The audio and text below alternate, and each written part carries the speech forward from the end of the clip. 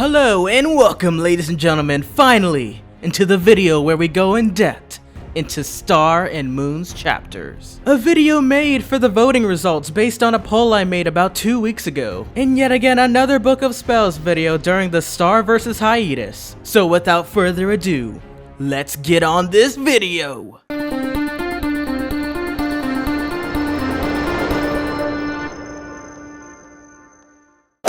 So of course, going by the order of the princesses, we have Moon Butterfly, her tapestry. The immortal monster will long be haunted by the darkest spell of Moon the Undaunted. Something revealed to us in the episode Into the Wand. And in speaking of wands, Moon Butterflies is made up of a rare crystal that can only be found in the crystal dimension. And it can apparently inform of your day of death simply by tasting the sweat from your hands.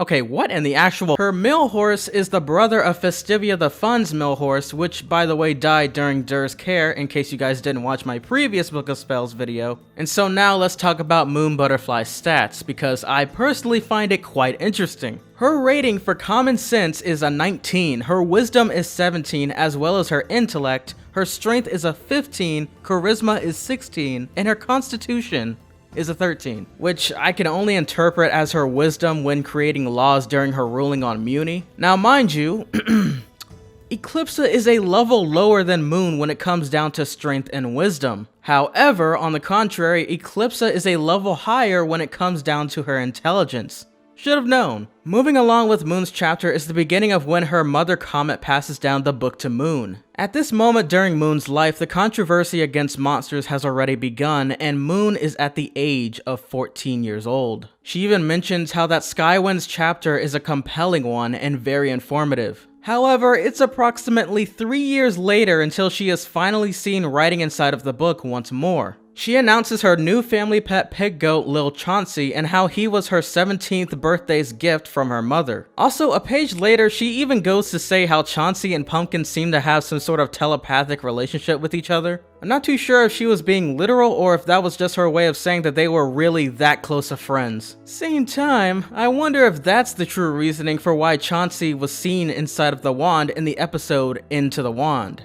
Oh my gosh, I'm just gonna keep bringing up that same exact episode title, aren't I? As the story of Moon continues, it's unfortunately the moment when the passing of Comet, Moon's mother, happens. Now, Moon even admits that during her time of grieving, the choices she made weren't exactly the wisest, and that when she used Eclipsa's spell in order to merely shoot off Toffee's finger, it was for two reasons. Moon knew that if she were to try to aim at Toffee's heart and kill him, Eclipsa would immediately be free. And lastly, it was her merciful way of just simply giving the monsters and Toffee a warning. After her reign, she continues on her journey into becoming an even more powerful queen and learned to dip down. So, we can confirm that these events must have transpired 2 years later after Toffee's somewhat defeat, since it was indeed revealed in the episode Star's New Wand that she hadn't have been taught to dip down until the age of 19 years old. Dip down? I didn't learn that until I was 19! But there is a problem with this. She also mentions that I know it seems rather shallow to worry about dating so soon after my mother's death. And this was after her mentioning the fact that she didn't know exactly which boy she liked, and considering that River could possibly be her future boyfriend. So, maybe there was just a small mistake, or the mourning period for Moon had lasted over 4 consecutive years. The mourning period, by the way, is when a loved one wears a dark cloak to resemble the dead, which explains why we see Moon wearing this getup in the episode Moon the Undaunted. But I guess the whole 2 years thing could still be possible considering the fact that a page later we are shown a picture of Moon and River at their wedding. And in that picture they both look a bit more mature, plus there's no way that River grew all of that beard hair within a matter of weeks. But, once again, one last point is the fact that Moon reveals moments before her update of marrying River that Glossric hadn't eaten anything corn related, going on 3 weeks straight due to Comet's unfortunate death, so I guess that does bring back to the conclusion that it was merely a mistake that the writers probably overlooked. Anyways, we also get to learn tiny tidbits about the Muberty form as well as Moon's armor. Her skirt and chest plate is made out of material once again that can only be found in the crystal dimension. And according to Moon, it is almost indestructible. Also, her tiara has healing capabilities. Now, whenever it comes down to her puberty form, it's revealed that the extra arms in that state can taste whatever is being touched. And she says that it would explain as to why she wears gloves while in combat, because why would you ever want to taste toffee? And wait a minute. So, does that factor make this moment weird? The chapter slowly closes as the rest of the chapter is a few pages where Moon shows examples of her own magic. And I just love how instead of drawing a stick figure of herself, unlike the other princesses before her, she instead has actual pictures of her examples. Her spells consist of the whip spell, the sword spell that I totally wish we witness again before the series ends, and a making up the bed spell.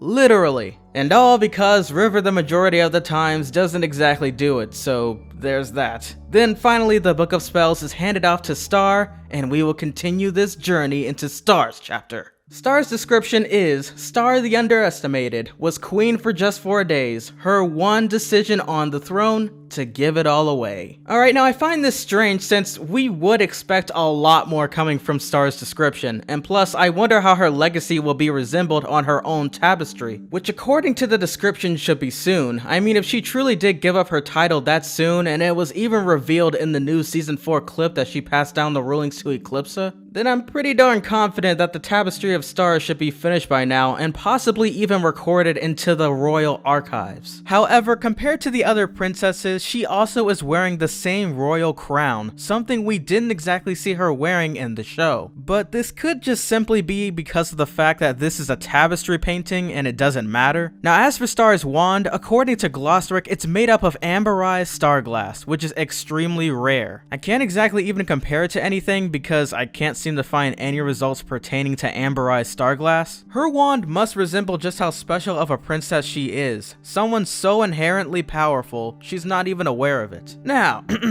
and speaking of inheritance, let's compare her card to her mother, Moon Butterfly. Star's strength is a 13, her intelligence is a freaking 16, her wisdom is an 11, her dexterity's a 16, her constitution is a 15, while her charisma is an 18. And I love how that instead of Star having a section for common sense, she has dexterity to take its place. And by the way, dexterity is just a formal way of saying motor skills, like for example creativity and making things up with your hands. But in this case, it could be strictly talking about your ability to create spells on your own like a boss. But however, if that's the case, I would find that surprising, however, because Crescenta made a 20, while Skywin only got a 5 in the same category. I understand why Crescenta got a 20 because, I mean, she did admittedly make thousands of spells for everyone, but didn't Skywin create a lot of meaningful spells that Star uses? Now, don't yell at me in the comments for this, but I, haven't read Skywin's chapter yet. And I know, she's literally the first princess recorded into the Book of Spells and one of Star's favorites.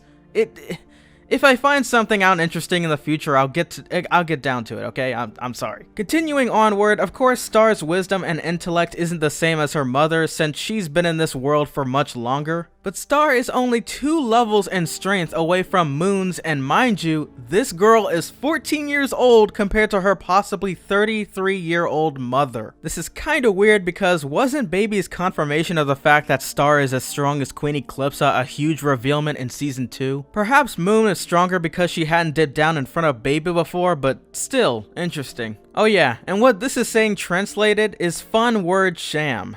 Yeah, I know, right? When I translated it, I felt like I wasted 2 minutes of my life. Now, the rest of Star's chapter isn't all that imperative, however, I'll continue on in a more summarized manner. She's basically discussing about the fact that her birthday is on Stump Day and there's a Silver Bell ball that she doesn't really like to attend to every year. And that's mainly because she wants to dance with a person not only around her age range, but also someone that's her type. And then that's when she finally meets Tom for the first time and dates him by eating melted corn shakes in hell. She buys her famously overpriced demon headband, bullies Tobbit, the guy who we see in the introduction of Star Versus by the way, because apparently he has this tendency to keep breaking into Muni's defenses. And then we have a bunch of pictures with Tom and Star dating, which I can confirm is when Star was 14 years old. She tells us in the beginning her chapter that she was 14 years old weeks in after she began writing in the Book of Spells. And in the show, they are, by tradition, supposed to pass down the wand to their daughter once they've reached the age of 14. Next page, and it's revealed that they've broken up. So, Star doesn't go into detail about the huge argument, however, it continues on to the events of the first episode. Star is angry to the point where she goes into the Everfree Forest, basically, and accidentally burns down Muni with her flame bows.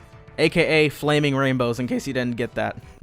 I wonder if we'll ever get revealment of what exactly they were arguing about, because even in the book, they don't exactly say. It must have been something quite personal Tom said to Star in a furious way, since the next time Tom revisits Star is after he's taken classes to be anger-free. Anyways, Star is sent to Earth and explores the many things that we enjoy already. A big step up is how she finds other foods besides corn-related edibles to munch on. And finally, we have Chapter 11, the biggest mystery of Starverses since the first episode in season 2. And guess what? It's probably not what you're expecting. She just says that she kinda pretended to not know how certain things worked on Earth for fun, and how Marco is the closest friend that she's ever had. The major deal that I feel Star didn't want Marco to see is another page later where she says how she doesn't have a crush on him but finds him cute.